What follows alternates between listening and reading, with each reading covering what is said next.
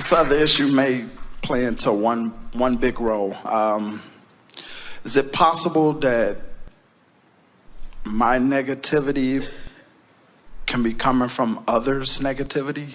Such as I'm up here and I'm trying to bring someone up here because they brought me up there.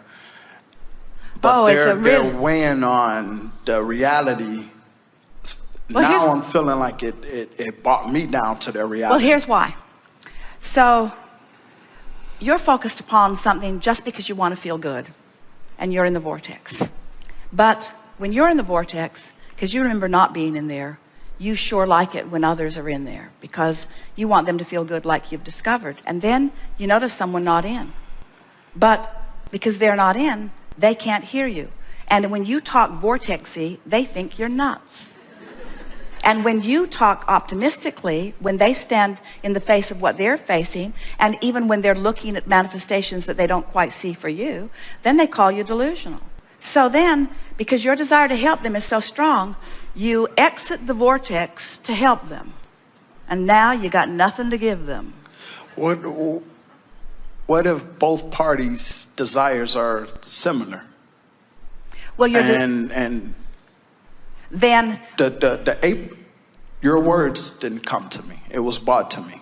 And the same person is struggling with reality and what is wanted. Well, you see, we're asking something pretty significant of all of you. We're asking you to ignore the reality that's had nearly your undivided attention and to hang your star on your emotions just for a little while, because we know when you do it, your reality will flip. But that's what faith is. Faith is finding the vibration without the evidence that backs it up. And most people are looking for the evidence out here in reality. We say we love working with terminally ill people because they finally are the only ones that will do the real work. Because as long as there's one more thing you can do, one more thing you can wrestle to the ground, most of you will do it. It isn't until something gets your attention and you accept that it's the vortex work, it's the alignment with who you are, that you begin to feel your full power, you see. So what happens as you're interacting with other people, it's very common that your desires are similar. In fact, you co-create with your mate. You've co-created such magnificent things in your vortex. You're tied together in a very, very powerful way. But when either of you is not in vibrational proximity to the vortex, it doesn't matter where the other one is, because if you're not there, you can't feel it. And so what we're really saying to you is, and it's hard to hear, but we really want you to hear it. You have to be willing to ignore what everybody else is doing and make your relationship with your vortex the most important relationship that you have. It's like a mother said to us one day as we were encouraging her in how to respond to her son, who things were not going well for. And her heart was broken, and she was wanting to explain to us all of the things that were going wrong. And so we talked to her about this vortex, and we talked to her about how she just has to ignore what's going on, and she has to focus completely upon the vortex version of him, which was a far cry from the reality version of him.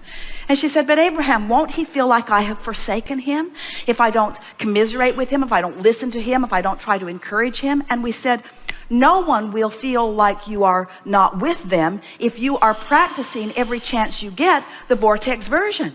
In other words, no one will feel like you've let go of them if you are imagining their well-being and rooting for their well-being and practicing the thought of their success.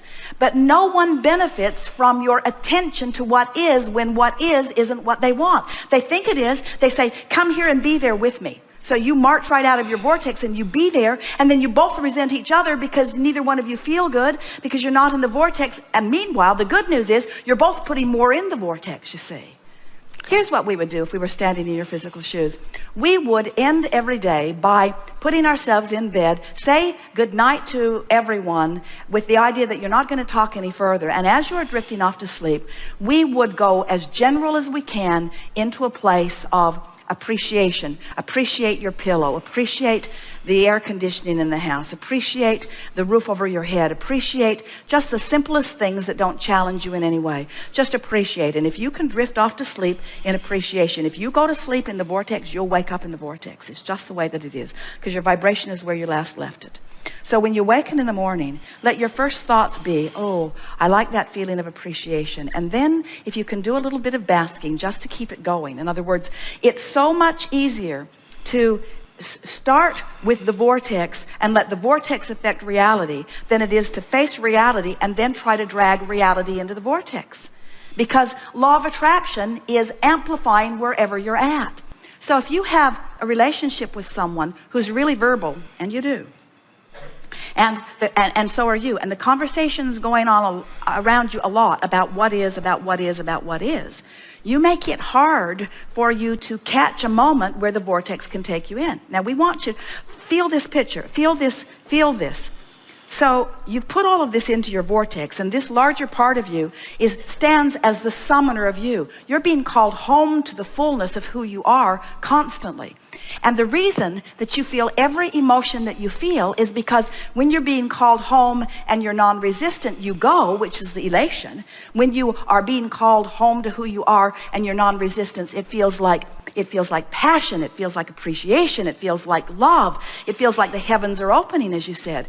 But if you've been talking it up about things that aren't working, and you've been opening the door, and you've been noticing that what you're looking for isn't there, and the vortex is calling you, it feels like tension when you don't go. So the more you can relax and let the vortex take you, then not only the better you feel, and then you can begin counting your blessings, so to speak, making lists of positive aspects, but the more manifestations will show up that you can then begin reiterating. It would sound crazy to a normal person to hear Esther crowing about being called with no shoes to the gravel so that she could walk into the closet with no shoes on so that she could discover a problem that she didn't know she had. But to Esther, that was manifestation that indicates that the universe is looking out for me, and that I'm in the vicinity, that I'm being called and letting it happen through the path of least resistance. And that's what that feeling of worthiness is. The best feeling of the feeling of worthiness is the knowledge that you're good and Source knows it, and you just get this wonderful exposure to life that is not only building your vortex bigger and better and bigger and better and bigger and better, bigger and better and bigger and better. Jerry and Esther are having such an interesting experience.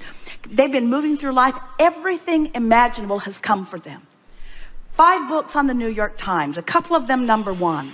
Everybody wants that. That was something that unfolded. More money than they have any sensible use for. A lifestyle that is rivaled by no one. Beautiful houses all over the place, driving monster buses around the country. People adoring them, the message moving through them. Everything wonderful, and yet still more room for deepness.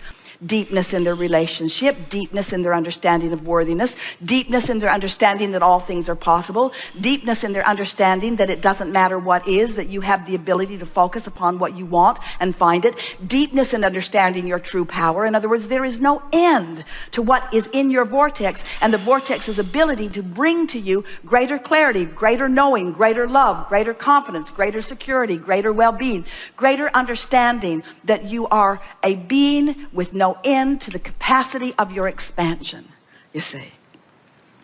So, these are good times. Yes, it is. These are really good times.